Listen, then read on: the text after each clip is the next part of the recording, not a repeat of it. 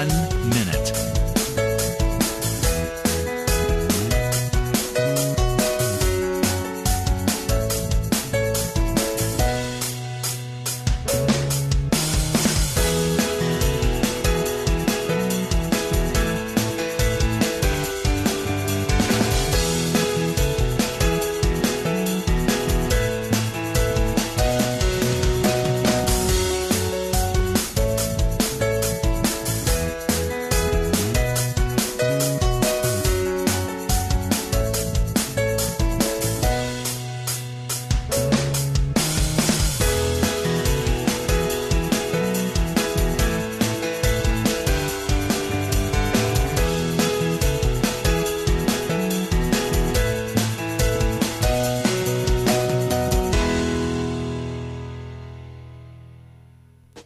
Welcome to Lynn Cullen Live at pghcitypaper.com. Email your questions and comments to Lynn at pghcitypaper.com.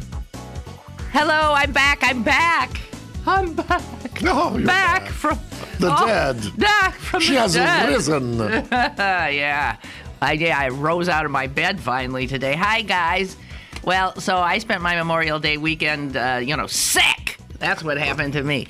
It's Thursday. Tom Sokolowski is here.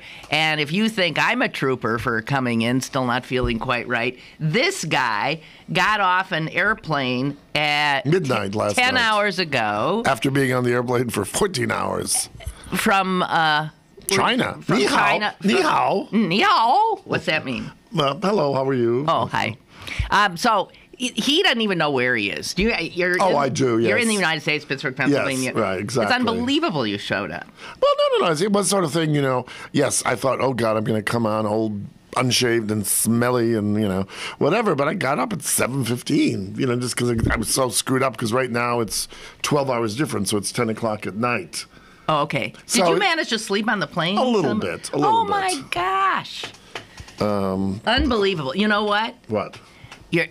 It's like you're sort of kidding yourself. Whatever. You're going to crash and burn in about 2 hours. Or whenever, at some point, Because your body just sort of finally says, what time is it? Although jet lag. And your colon always gets up on funny things because it's amazing how all those things are so based on, like, a sequence. That's right. You eat, you shit, you eat, you this, Or in your case, it was all screwed up, too. Yeah, right. No, but that's interesting because whether illness or just time fuck, that really does shake the body up. Does. Amazing. It does, Lee. We're physiologically creatures of habit by necessity, Exactly right. What was I going to say? I don't know, but we're both not at 100%. But we're pretty damn good. We're better than anyone else at 100%. Oh gosh, I don't know. I find so I started. No, people don't want to know this. I spent 8 hours at O'Hare Airport stuck on Monday. Oh, because you went to... I was in Green Bay, and I started... that must have been awful. I started the day throwing up. Oh, dear. So I was sick, and then I get on a plane, then I miss my connection, then I can't get out. And there's nothing worse than being sick... At an airport? In an airport, or even in a hotel, even if it's the Ritz. Oh, no. It's not like your own bed. No. You're just, I'd wish for a bed. I was even thinking, why don't they have in airports like a place and you could pay for them? Yeah. Where there's a bed. Where you could lie they do down. have in some places. They don't at O'Hare. Well, O'Hare has, there's a hotel that's right in the middle of O'Hare. But I'm there for 8 hours. I'm not. They might have something. No, like they that. do No? not. Oh. They do not. Not that I'm aware of. Well, Whatever. ask.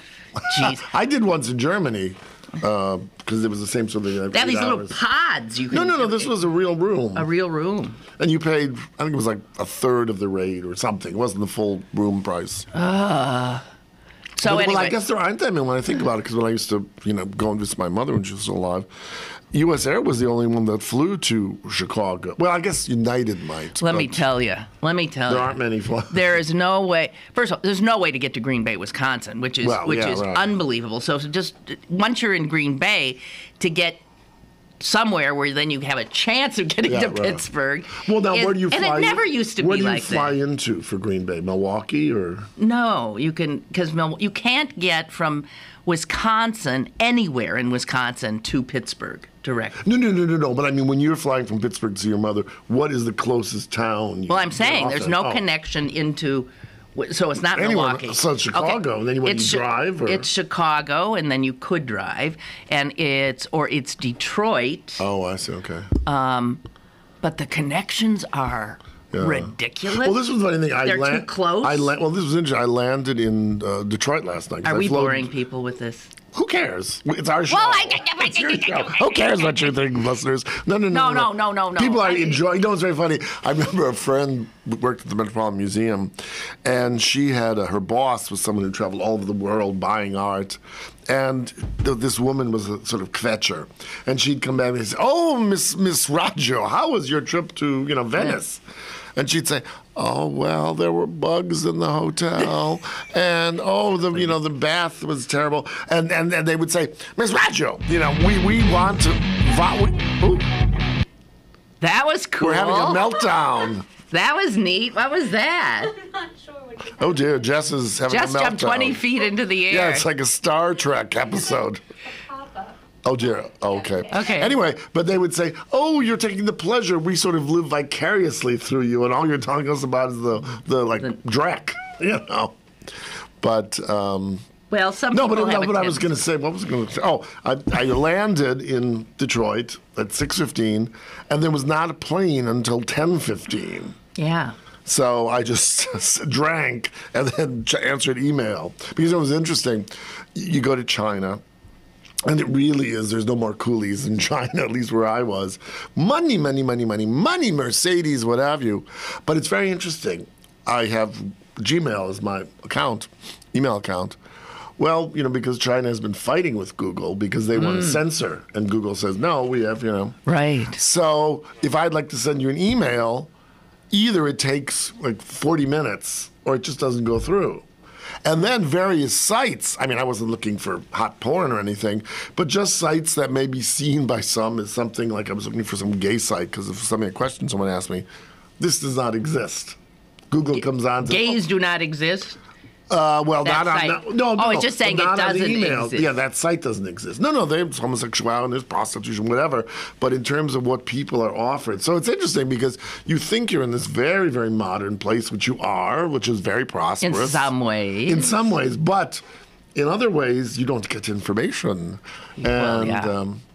so it's very funny. But you would think on one level you are in New York or San Francisco because it's so modern and so luxurious. Now, out in the countryside. Obviously, where you are, right? They're catering to Westerners where you are. Right, exactly. There's a lot of... No, but themselves, it's very funny. No. So they have as incredible a wealth gap. Well, much more than we do. Much more than we do? Oh, I think so, because we don't really have slaves anymore, do we? They've got slaves? Well, but people who are working, children working for 3 cents an hour. I don't think we have that. We're bad, but... No, in these factories and that, they still have children doing things. And, but out in the banlieue, in the countryside. But in the cities, and it's funny, one friend in Hong Kong, who's American, but he's been living there for a while, he said, oh yes, and the Chinese, whether it was Hong Kong or mainland China, love anything that has a brand like Rolex watches, Gucci, Lacoste, and they just wear it like a uniform. Well, because it's all nouveau riche. Well, exactly, yeah. They're showing they're saying, I have anything you can do, money. I can do better sort of thing. Yes, exactly right. Yeah. Wow. Well, I doubt if there's been many countries that have made, they were always talking about the great leap forward, that have made such an extraordinary leap from one... Japan, after the war. Bombed out into, submission, and look what Japan was in the late 80s. It was it was the same thing, having visited there a lot, 10, 20 times back in the 80s and 90s. It was the same sort of thing. Do you ever see anyone in China? Did you see anybody wearing sort of that sort of Maui thing? No, nothing. Nobody. They're wearing regular. Unless it was like a Prada version. Like retro gone retro. Made out of the most beautiful silk, Oh, Lord. Why do I have no desire to go there? None. Huh. I mean, to me, it's interesting because I told you that's some potential. Hey, when you were there, did you read about the baby in the sewer pipe? No. Jeez. See now, guys. Well, that's something they probably don't want to. It was supposedly a big story there too. Well, I read them China Today every day, but anyway. Some woman Yeah. gave birth over a squat toilet. Oh yeah, uh-huh. And the baby fell through? Yeah. Oh. And it had huge. I mean, there's pictures of the baby stuck still where they got stuck in the thing. And, did it live though? Yeah. Oh my God. It lived, just minor abrasions and stuff, and they said it was a huge story in China, but you weren't maybe reading the kind of. Well, I was reading the English language, but I didn't hear that. But. So what did you know? You're there, and you don't even know what's going on. We here knew about babies in toilets. You had the what's that horrible thing you get at the Star or those right. You get at World supermarkets. Yeah, right. What's the one that's totally absurd? Weekly World. I don't remember. I used to know all those ones. I don't. Where they get $1 zillion pictures from paparazzi of so and so looking fat as she throws out her garbage without makeup or whatever. Oh God! Can you imagine being somebody who's on all the time? Yeah. Can you imagine? Now, I understand that, sometimes, just because of what I did at the World Museum, we would meet celebrities of various stripes. And they weren't all done up. Yeah. And that's fine. I don't expect them to be. No.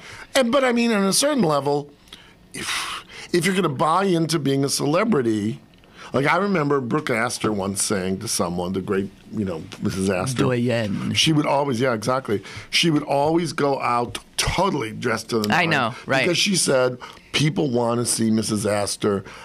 Partly what I was saying about vicariously, before. Right. And she said, I'm playing that role. That's what I do. And I think if you're going to be a star and have all the accoutrements of being a star, you have to give back. And if it means going to the pharmacy, you have to put in your makeup, well, tough. That's hardly the worst thing in the world. That's interesting because I sort of have that same feeling. And I remember once, this is ages ago, walking into a drugstore on Highland Avenue in Pittsburgh. And you saw Kate Smith. No, the woman behind the counter says, "Well, this is certainly the day for local celebrities." And I said, "Oh, is it?" And she said, "Well, I won't give the name. So-and-so was just here." And I didn't even recognize her. My God. And she went into this diatribe. What you going to say about me once I leave? She looked awful. Oh, my God. Yeah. I can't even... You cannot imagine. She shouldn't go. And she went into this whole thing. She was offended that... Well, there's something And then I was thinking, I later talked to that person and told her. And Betty, always wear your lipstick. And we got into a bit of a... She defended herself, said, my life is my life outside of television, and I get to be... I said, but on the other hand, I said, you're a brand. Well, you're a brand, and I'm not so sure that... No, I really believe that. Because, I mean, sure, if she's in her yard digging up the petunias, fine. Right. But she is a brand, and if she's no longer a brand, the